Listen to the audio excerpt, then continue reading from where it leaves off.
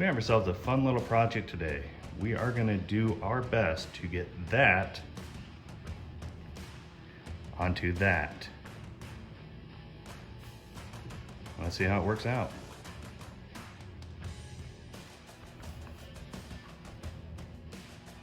So as far as winches go, I am through and through a Warren guy.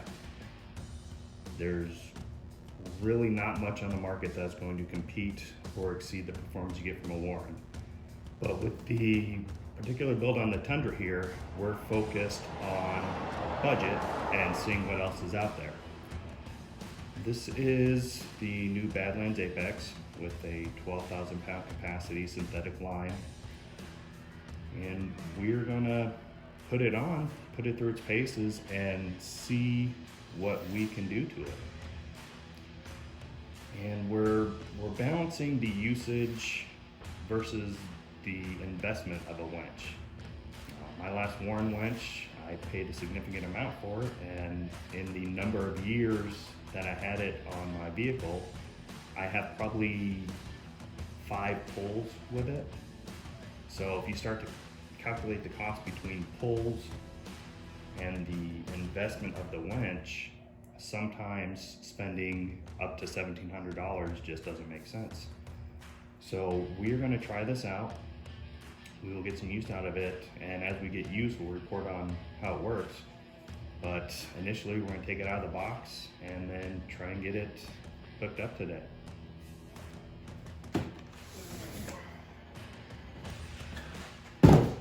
Open it. User's manual, guide to winching, and of course our buddy's favorite, stickers. We'll come to those later.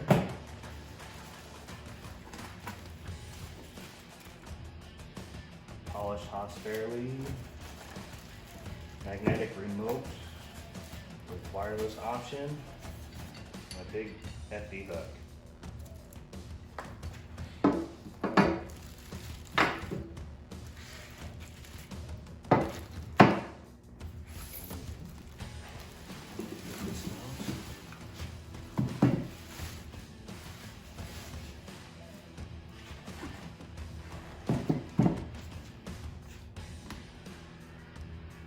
Pretty solid.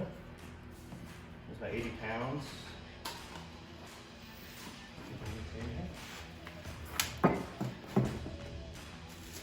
What else do we have coming in here?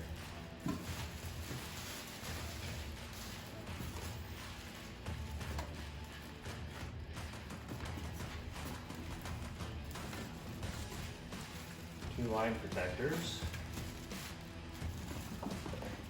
Extension cable for relocating the control box, isolator switch, all our nuts and bolts for getting installed, and a control box relocation bracket.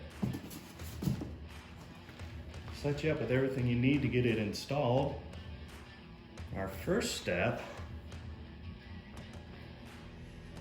is going to be getting that thing off. So before taking the bumper off, we gotta disengage a couple electronic pieces, get the battery cables disconnected. Our lights in the bumper need to be disconnected, and then our parking sensors. After that, we will be able to unbolt the bumper, and we will test fit the winch to see exactly what we're gonna need to do to have it sit up in there.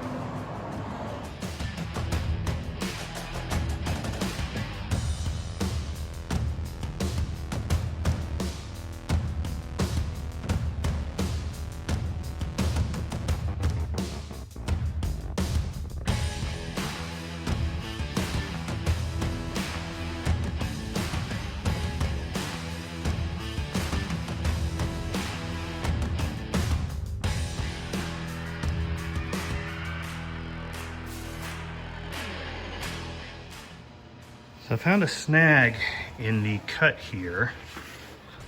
So with the way the winch sits, this line, if you're pulling, is going to be dragging along this piece here.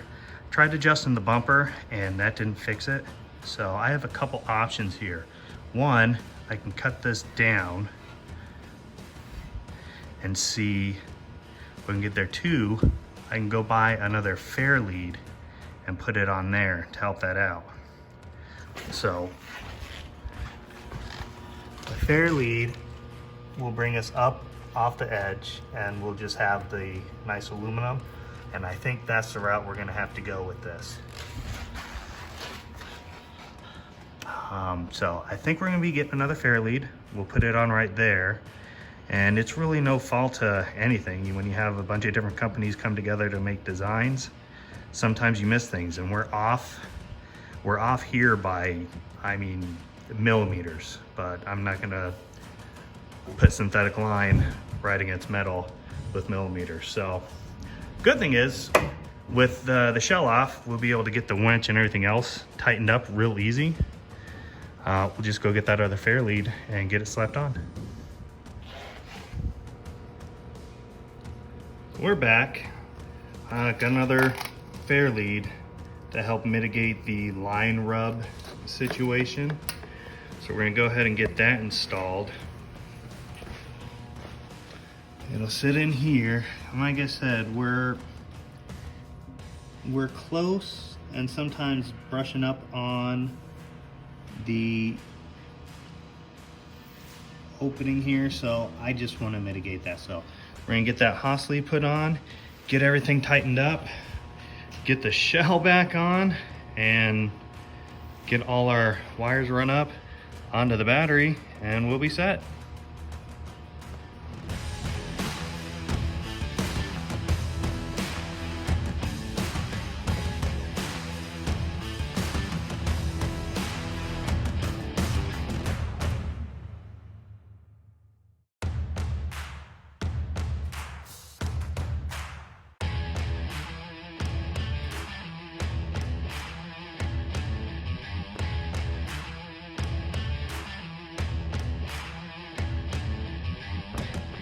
Got the battery all plugged into the winch. We're gonna go ahead and give it a shot and see if we're working.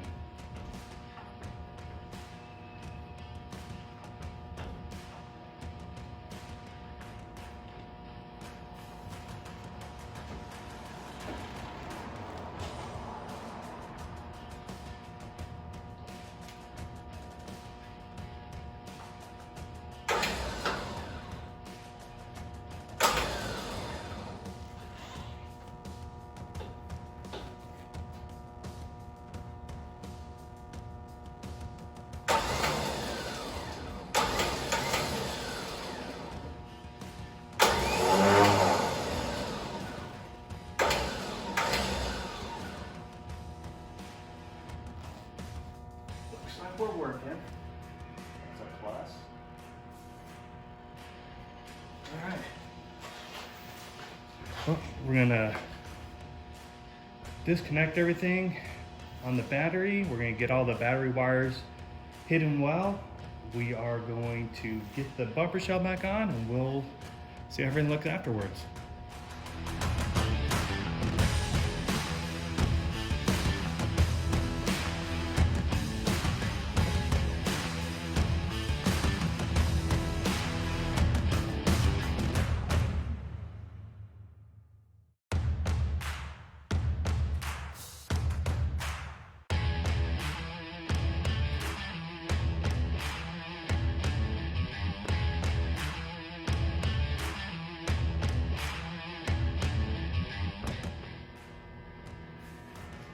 All right, so we got the bumper button back up. If we take a look in here, on a pull, we're still gonna be slightly rubbing on the inner fair lead, but rubbing on that inner fair lead there is much better than rubbing just straight on that sharp edge of that metal. One thing extra I did with the negative is I ran a loom over it, so that way if there's any rubbing or anything inside the engine, it's gonna get the loom, it's not gonna get my wire. So it doesn't come with that. It's 1/2-inch loom, it's really cheap, and it's gonna be better than the wire alone. So this winch came with a battery isolator on-off switch. And we have that installed here. I used some Gorilla Tape, and then there's some spacing, some hole spacing in here that was just perfect for these screws. And it's a simple on and off for that. But the wiring's pretty basic, red to red, black to black, and it's set to go. So now, turn the truck on, we'll test the battery isolator. We will get the hook on, and for today we're just going to get it put on one of the shackles.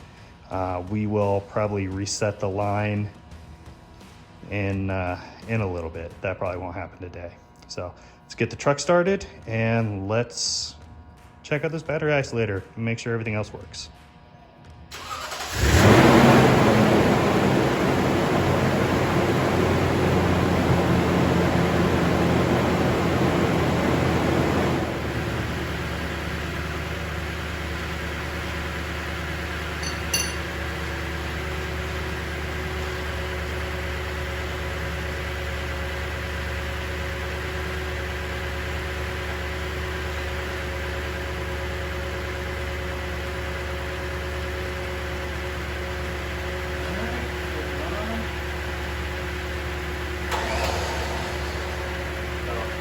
Comes with a wireless remote, so we're giving that a shot right now, see how it works. Yeah. Not bad.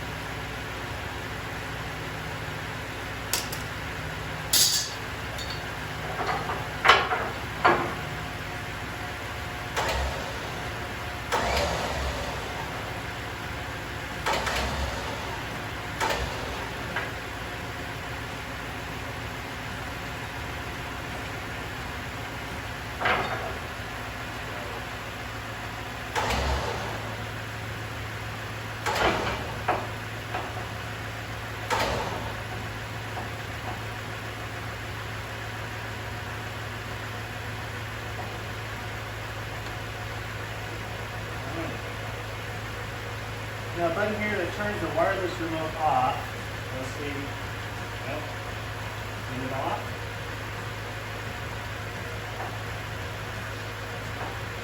And we saw the battery isolator works, so we'll go ahead and switch that back to the off position. Don't have to worry about any power loss there. And that's it. It's installed. So of course it went without any hitches, just like every home install does. Of course, that's not true. We had our hitches and overcame them, but overall it's an easy install. I will get the line reset, and as soon as I can, we'll start putting it through its paces to see if it's something that you should look into. Like we said at the beginning, this is a budget build. We don't want to sacrifice quality just for cheap stuff, so we're trying to see what works, and this has good reviews so far and it looks okay. It's solid, but in a little bit we'll see how it goes. That's it. We'll get everything cleaned up and we'll be done for the day.